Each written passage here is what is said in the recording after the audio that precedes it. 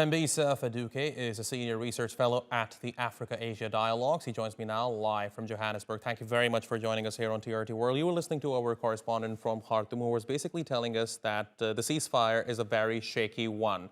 Both the RSF and the military are not respecting the terms of the latest ceasefire that was agreed. What does it mean for the future of this conflict? Well, certainly the future is uncertain now that both of them seem not to be adhering to the conditions of the ceasefire. We know that Americans are trying very hard to ensure that the ceasefire holds, because that will be the first step towards peace. So the peace is on shaky grounds at the moment, but one hopes, of course, that the efforts by Americans and other countries, particularly the Gulf countries that have since entered the fray, including Egypt, will somehow yield some result as we move on. But do you think the extension of ceasefire, the one we witnessed a few days ago, could that possibly lead to peace talks between the two sides? Yes, I think so, but it is a band-aid solution. It's the case in other African countries where you entertain paramilitarism, and as it's the case at the moment in Sudan, which I certainly do feel that it's a band-aid solution, because what it does, it recognizes the RSF, which is a problem in Sudanese politics. Instead of condemning RSF, at the moment, the parties that are seeking to achieve some semblance of peace are recognizing the RSF, and by pulling them into the negotiating tables, you are only empowering them. And the problem is not going to go away, of course. After all has been said and done, and when the semblance of peace is brought back to Sudan, you are likely to see the RSF continue presenting and posing a political challenge in Sudan. Right, and Thembisa, according to the World Health Organization, almost 60% of health facilities in the country are now closed. More than 500 people have died. Thousands have been injured. Given all the latest developments, what do you think is the outlook of Sudan if this continues?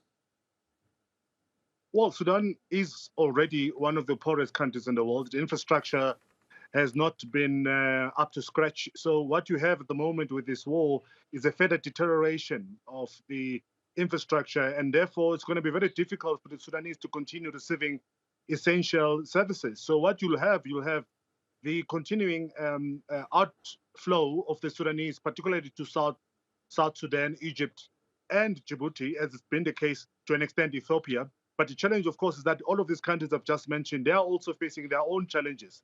They also have their own internal strife. So it's a dire situation for the Sudanese. But we'll have to wait and see if the two generals will make up and try and reconcile to take the Sudanese back into what they've all been calling for from 2019, which is the civilian rule. And Thembisa, what do you think will be the role of the international community from this point onwards? As I understand right now, the main idea of the international community is to evacuate foreign nationals from the country. But another thing that is perhaps exacerbating in Sudan is the humanitarian disaster. And right now, as we understand, international aid organizations are not able to enter the country. So what do you think future holds for the future of humanitarian assistance to Sudan?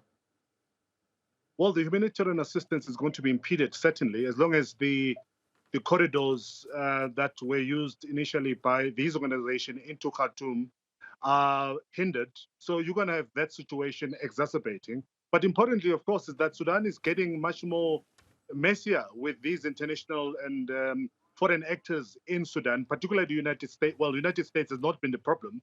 The problem has been, by and large, the Russians through the Wagner Group, the Gulf countries, and Egypt that have created mess in this regard. The United States has just taken advantage of the situation at the moment after having withdrawn from participation, particularly in many countries in Africa.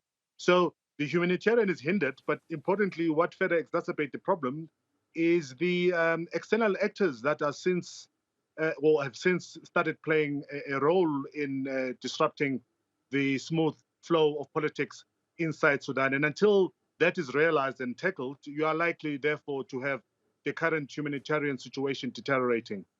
All right, Thembisa Fakude, thank you very much for talking to us here on TRT World. Really appreciate your taking out the time.